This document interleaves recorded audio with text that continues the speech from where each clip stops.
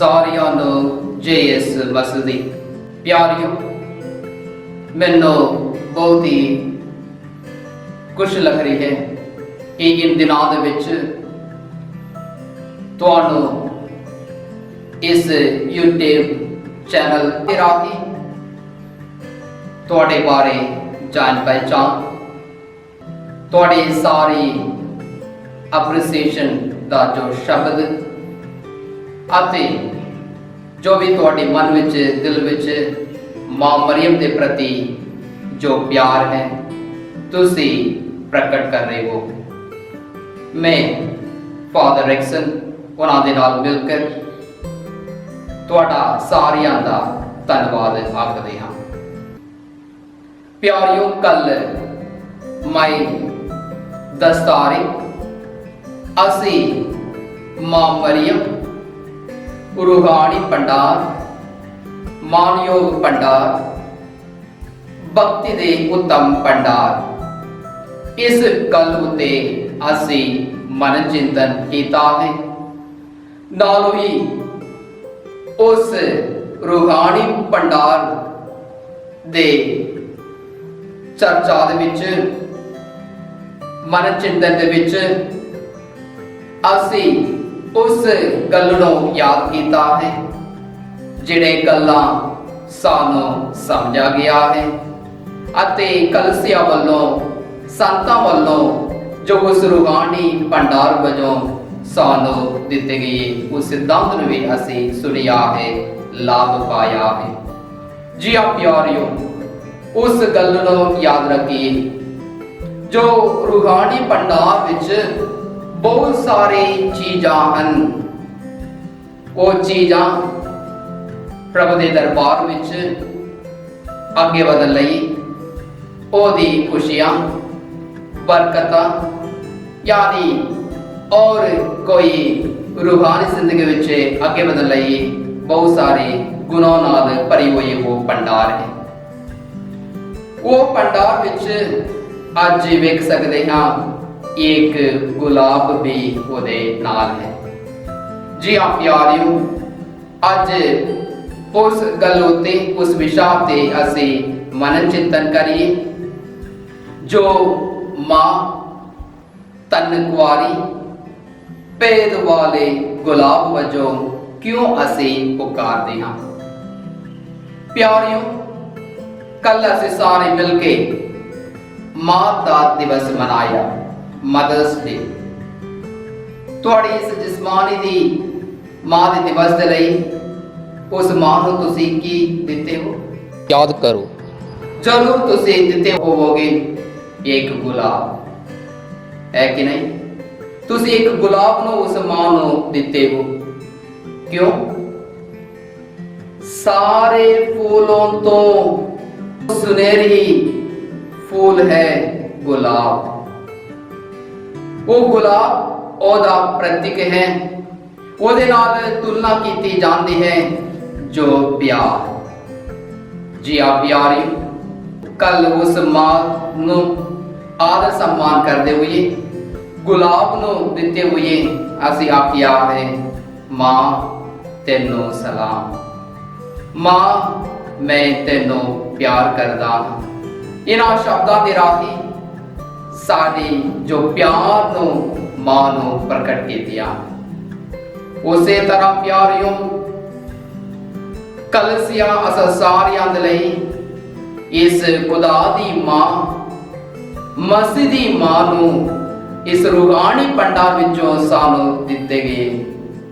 ਅਸੀਂ ਕਿੰਨੇ ਭਾਗਿਆਸ਼ਾਲੀ ਹੈ, ਭਾਗਿਆਵਾਨ ਹੈ ਕਿ ਇਸ ਪ੍ਰਭੂ ਦੇ ਦਰਬਾਰ ਦੇ ਵਿੱਚ ਗਿੱਲੇ ਹੋਏ ਇਸ ਮਾਂ ਨੂੰ ਅਸੀਂ ਮੰਨਦੇ ਹੋਏ ਖੁਸ਼ੀ ਦੇ ਨਾਲ ਅਸੀਂ ਉਸ ਮਾਂ ਨੂੰ ਪੁਕਾਰਦੇ ਹਾਂ, ਐ ਭੇਦ ਵਾਲੇ ਗੁਲਾਬ ਸਾਡੇ ਲਈ ਦੁਆ ਕਰ। ਇਹ ਗੁਲਾਬ ਦਾ ਜਿਹੜਾ ਸ਼ਬਦ ਸਭ ਤੋਂ ਪਹਿਲਾਂ ਮਾਂ ਮਰੀਮ ਦੇ ਨਾਲ ਤੁਲਨਾ ਕੀਤੀ ਗਈ, ਇਹ 30 ਸ਼ਤਾਬਦੀ ਵਿੱਚ ਅਸੀਂ ਵੇਖਦੇ ਹਾਂ। ਸਭ ਤੋਂ ਪਹਿਲਾਂ ਅਸੀਂ ਵੇਖਦੇ ਹਾਂ ਜਿਹੜੇ ਸੰਤਾਂ ਨੇ ਮਰੇ ਨੇ ਉਹਨਾਂ ਦੀ ਕਬਰ ਉਸ ਗੁਫਾ ਦੇ ਅੰਦਰ ਵਿੱਚ ਸੀ।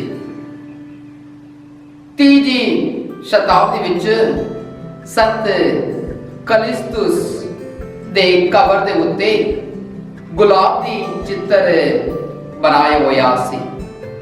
ਉਹ ਉਸ ਦਾ ਪ੍ਰਤੀਕ ਹੈ ਜਿਹੜੇ ਸਵਰਗ ਦੀ ਖੁਸ਼ੀਆਂ ਦੇ ਬਾਰੇ, ਇਹ ਸਵਰਗ ਦੀ ਖੁਸ਼ੀਆਂ ਦੇ ਬਾਰੇ ਇਹ ਗੁਲਾਬ ਪ੍ਰਗਟ हुआ है।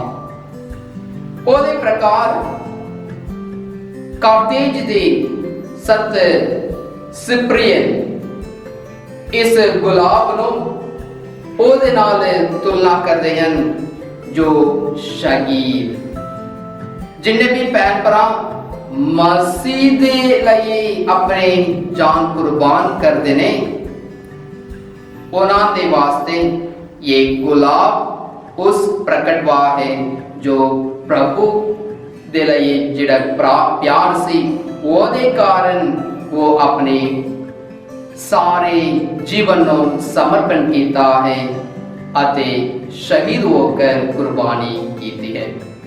ਇਸੇ ਤਰ੍ਹਾਂ ਪਿਆਰਿਓ ਅਸੀਂ ਔਰ ਅੱਗੇ ਵਧਦੇ ਹੋਏ ਅਸੀਂ ਵੇਖਦੇ ਹਾਂ ਕਿ ਕਿਸ ਤਰ੍ਹਾਂ ਤਰਤੁਲੀਅਨ ਅਤੇ ਸੰਤ ਅੰਬਰੋਸ ਉਹ ਲੋਕ ਵੀ ਇਸ ਗੁਲਾਬ ਨੂੰ ਜ਼ਿਕਰ ਕਰਦੇ ਹੋਏ ਉਸ ਗੱਲਾਂ ਨੂੰ ਯਾਦ ਕਰਦੇ ਹਨ ਜੋ ਪੁਰਾਣੇ ਨਿਯਮ ਵਿੱਚ ਸਾਨੂੰ ਦਿੱਤੇ ਗਏ ਨੇ। ਦੋ ਗੱਲਾਂ ਨੇ ਪੁਰਾਣੇ ਨਿਯਮ ਵਿੱਚ। ਯਸ਼ਯਾ ਨਬੀ ਉਹਦਾ 11ਵਾਂ ਆਇਤ 1 ਵਿੱਚ ਅਸੀਂ ਜੱਸੀ ਅਰਥਾਤ ਦਾਊਦ ਦੇ ਵੰਸ਼ ਵੰਡੇ ਰੁੱਖ ਦੇ ਟੁੰਡੇ ਵਾਂਗ ਜਿਹੜੇ ਨਵੀਂ ਟਹਿਨੀਆਂ ਜੋ ਉਗੜ ਕਰਨੀਆਂ ਹਨ ਉਹਦੇ ਰਾਗੀ ਮਾਂ ਮਰੀਮ ਨੂੰ ਉਸ ਜੈਸੇ ਦੇ ਟਹਿਨੀਆਂ ਦੇ ਪ੍ਰਤੀਕ ਇਹਦੇ ਨਾਲ ਤੁਲਨਾ ਕੀਤੀ ਗਈ ਹੈ। ਦੂਜਾ ਹੈ ਇਸ ਗੁਲਾਬ ਉਸ ਸ਼ਾਰੋਨ ਦੇ ਨਾਲ ਤੁਲਨਾ ਵੀ ਕੀਤੇ ਗਏ ਹੈ। ਯਸ਼ਯਾ ਦੀ ਗ੍ਰੰਥ ਉਹਦਾ 35 ਬਾਬ ਆਇਤ 1 ਤੋਂ ਲੈ ਕੇ 3 ਤੱਕ ਅਸੀਂ ਪੜ੍ਹਦੇ ਹਾਂ। ਦੋ ਜਗ੍ਹਾ ਦੇ ਬਾਰੇ ਤਾਂ ਦੇ ਬਾਰੇ ਉੱਤੇ ਵਰਣਨ ਕੀਤਾ ਗਿਆ ਹੈ। ਪਹਿਲਾ ਹੈ ਲਬਨਾਨ ਦੇ ਪਹਾੜ ਸੁੰਦਰ, ਦੂਜਾ ਹੈ ਕਰਮਲ ਅਤੇ ਸ਼ਾਰੋਨ ਦੇ ਖੇਤ ਉਪਜਾਊ ਹੈ। ਉਸੇ ਤਰ੍ਹਾਂ ਪਿਆਰਿਓ ਯਸ਼ਯਾ ਦੀ ਗ੍ਰੰਥ 65 ਬਾਬ ਵਿੱਚ ਆਇਤ 10 ਵਿੱਚ ਅਸੀਂ ਪੜ੍ਹਦੇ ਹਾਂ ਇਹ ਸ਼ਾਰੋਨ ਦਾ ਮੈਦਾਨ ਵਿੱਚ ਉਹ ਸਾਰੇ ਬੇੜੇ ਚਰਾਉਣਗੀਆਂ। ਜੀ ਹਾਂ ਪਿਆਰਿਓ, ਇਸ ਸ਼ਾਰੋਨ ਜੋ ਉਪਜਾਊ ਅਤੇ ਚਰਾਉਣ ਵਾਲੇ ਮੈਦਾਨ ਹਰੀ ਭਰੀ ਮੈਦਾਨ ਨੂੰ ਮਾਂ ਮਰੀਮ ਦੇ ਨਾਲ ਤੁਲਨਾ ਕੀਤੇ ਗਏ ਹੋਏ ਉਸ ਮਾਂ ਨੂੰ ਇਹ ਰੁਤਬਾ ਦੇ ਰਹੇ ਹਨ। ਉਸ ਉਪਜਾਊ ਕੇ ਮੈਦਾਨ ਵਿੱਚੋਂ निकले किले हुए ये गुलाब है मां मरियम। प्यारियों, ये किस तरह ये गुलाब पेद है, गुप्त है, गुप्त विच रहती है, वो असा सारियां नो एक मनन चिंतन करने दा समा है। जी हाँ प्यारियों, तन कार्डिनल हेनरी न्यूमैन बड़ी सुंदर तरीके नाल सानू समझाते हैं। जिहड़े मां मरियम संतान दी महारानी, रसूलां दी महारानी, पैगंबरां दी महारानी, बड़े वडेरियां दी महारानी, जिहड़े ये सारे संत जद इस दुनिया विच रहिंदे होइयां उन्हां दी कबर नूं असीं इस दुनिया विच वेखदे हां।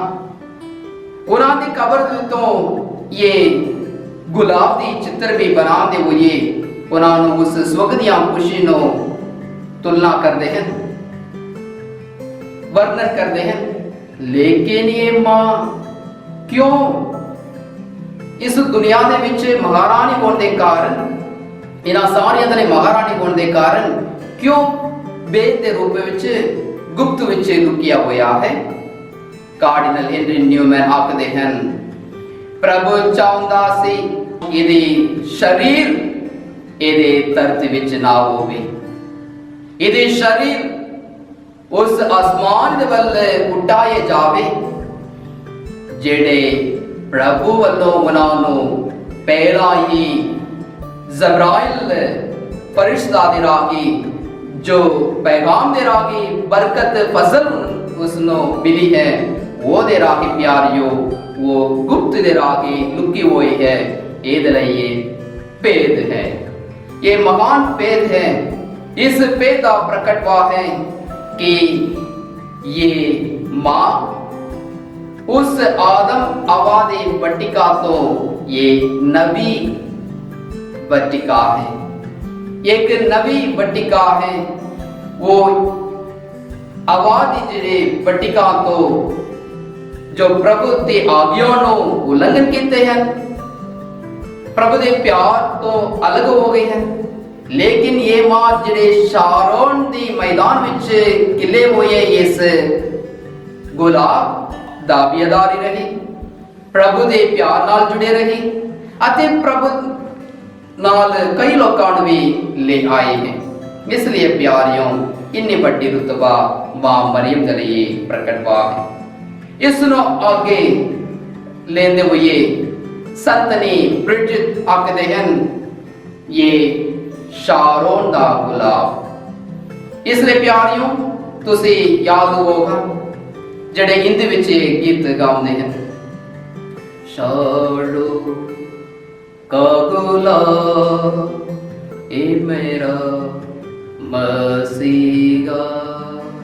जी हाँ प्यारियों, वो शारोन दा गुलाब इतिहास विच असीं पढ़दे हां मां मरियम संत ने ब्रिजिट नो दर्शन दिती है।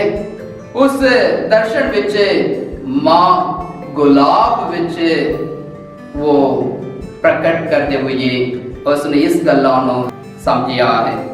वो है ये गुलाब उसनो प्रकट करते हैं जो सुगंध भरी जीवन। दूजा है ये साढ़े अंकां दे लई एक सुनहरी दी नजर नो प्रकट करती है। नाल ही जद इसनो स्पष्ट करते हाँ कोमलता नो अनुभव करते हाँ। नाल ही प्यारियों ये गुलाब कंडियां दे विचों वो आसन ने। इसलिए प्यारियों ये कंडियां दी ताज वाली प्रभु यीशु मसीह दी मां कंडियां विचों भरे हुए उस गुलाब विच वो अगे बढ़ते हुए फूलते हुए खिलेरते हुए अते निकलते हुए बहुत सारिया प्रभु की बरतान ले आ रही है। इसलिए प्यारियों असीं हमेशा याद रखांगे कि ये मां अपने गुलाब दी वांग प्रभु की खूबसूरत सुनहरे संदेश नो ले आउंदी है कि असा सारियां नो प्रभु प्यार करदा है। दूजा है इस प्यार भरी जिंदगी दे राही असीं भी अरे लोकां दे सामने गुलाब दी वांग जिंदगी बितावे। मैं शुरू विचों तुहानू किया है ये गुलाब प्यार दा प्रतीक है। तुसी अते मैं उस मां मरियम दी भेद वाले गुलाब विच शामिल होने लई एक गल नूं याद रखिए कि असी प्यार भरी जिंदगी बितावना है। मां मरियम जो भेद वाले गुलाब अस सारियां नूं ये प्रकट करते हैं कि असी प्यार भरी जिंदगी बितावे, प्यार दे वल्ल अगे वधिए, जिहदे राही मां हमेशा अस सारियां लई दुआ करते रहे, जिहदे राही असी सच्चे रब दा संतान बने, मां मरियम दे सच्चे बेटे बेटियां बनकर ओदी मां ਮਰੀਮ ਦੇ ਮਦਦ ਦੁਆਰਾ ਖੁਦਾ ਦੀ ਵਡਿਆਈ ਆਰਾਧਨਾ ਵਿੱਚ ਸ਼ਾਮਿਲ ਹੋਵੇ। ਪ੍ਰਭੂ ਤੁਹਾਨੂੰ ਬਰਕਤ ਦੇਵੇ ਅਤੇ ਸਾਡੀ ਮਾਂ ਮਰੀਮ ਭੇਦ ਵਾਲੇ ਦੇ ਗੁਲਾਬ ਅਸਾਂ ਸਾਰਿਆਂ ਨੂੰ ਬਰਕਤ ਦੇਵੇ। ਬਾਪ ਅਤੇ ਬੇਟੇ ਅਤੇ ਰੂਪਾ ਦੇ ਨਾਮ ਉਤੇ ਆਮੀਨ। ਸਾਰਿਆਂ ਨੂੰ ਜੈ ਯਿਸੂ ਮਸੀਹ ਦੀ।